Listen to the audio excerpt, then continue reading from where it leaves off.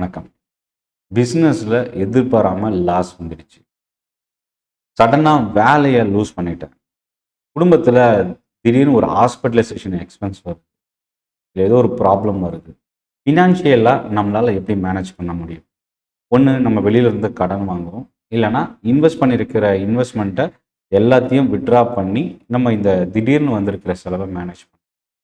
So emergency fund அப்படின்றது ரொம்ப important.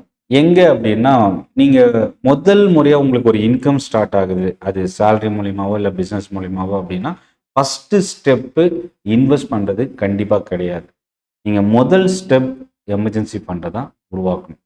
So இந்த எமர்ஜென்சி ஃபண்டை பற்றின கம்ப்ளீட் இன்ஃபர்மேஷன் தான் இந்த வீடியோவில் பார்க்க போகிறோம். சென்னை ட்ரேடிங் அகாடமி சப்ஸ்கிரைப் பண்ணி வாட்ச் பண்ணுங்கள். என்னோட ட்ரைனிங் செஷன் ஒவ்வொரு வாரம் சாட்டர்டே நடக்குது. டெலிகிராம் குரூப்போட லிங்க்கும் டிஸ்கிரிப்ஷனில் இருக்குது. கிளிக் பண்ணி ஜாயின் பண்ணிக்கங்க, ரெஜிஸ்டர் பண்ணிக்கங்க. இப்போது வீடியோக்குள்ளே போகலாம். இந்த எமர்ஜென்சி ஃபண்ட் அப்படின்றது என்னென்னா, நமக்கு அந்த நேம்லேயே இருக்கும், எதிர்பாராத செலவை நமக்கு திடீர்னு வரும்பொழுது அதை மேனேஜ் பண்ணக்கூடிய ஒரு எக்ஸ்பென்ஸ் தான் இந்த எமர்ஜென்சி ஃபண்ட். இப்போது இந்த ஃபண்டு வந்து நம்ம எப்போல்லாம் யூஸ் பண்ணுவோம் அப்படின்னா,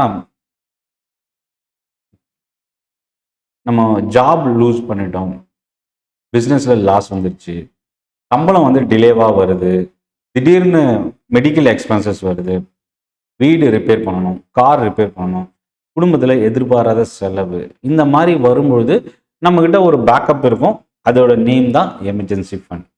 ஸோ இந்த எமர்ஜென்சி ஃபண்ட் எவ்வளோ வச்சுருக்கணும் ரொம்ப இம்பார்ட்டன்ட். என்னென்னா, நீங்கள் வந்து சிங்கிளாக இருக்கீங்க, இல்லை உங்கள் ஃபேமிலியில் நீங்கள் ஒருத்தர் தான் ஏர்ன் பண்ணுறீங்க அப்படின்னா, உங்களோட மினிமம் 6 மாதத்தோட எக்ஸ்பென்ஸை தான் நீங்கள் எமர்ஜென்சி ஃபண்டாக வச்சுருக்கணும்.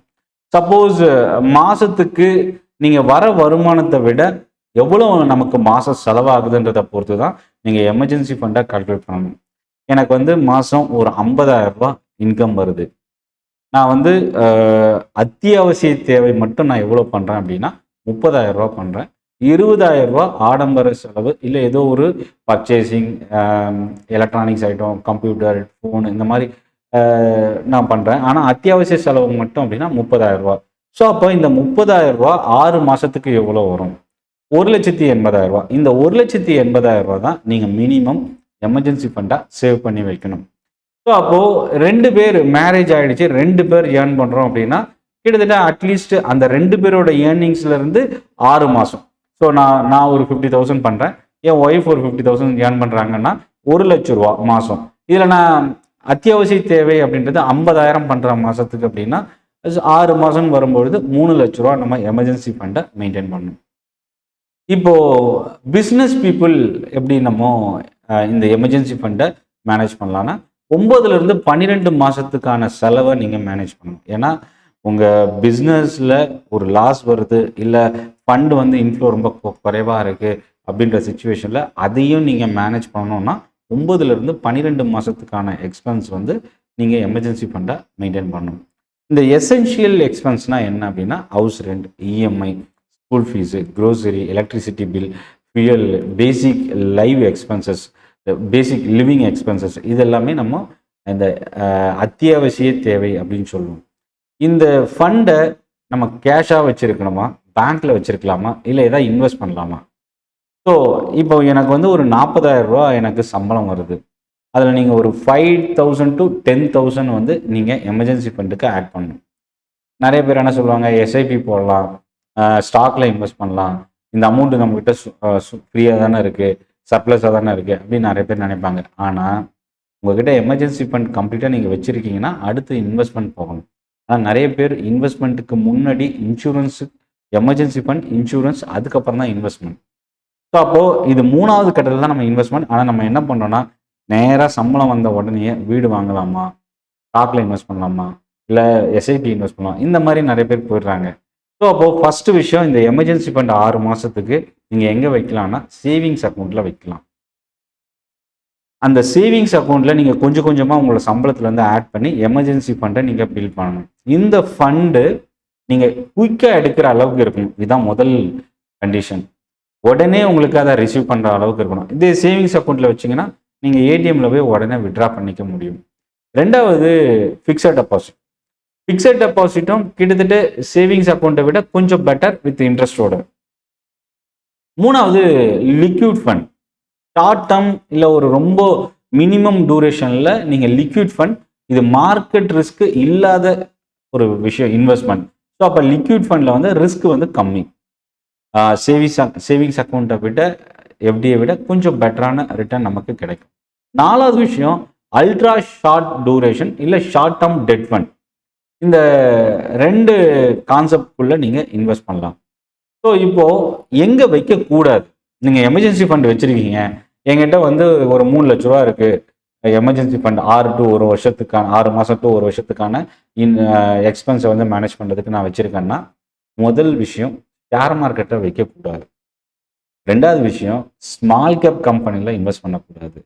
மூணாவது கிரிப்டோவில் முக்கியமாக போகவே கூடாது.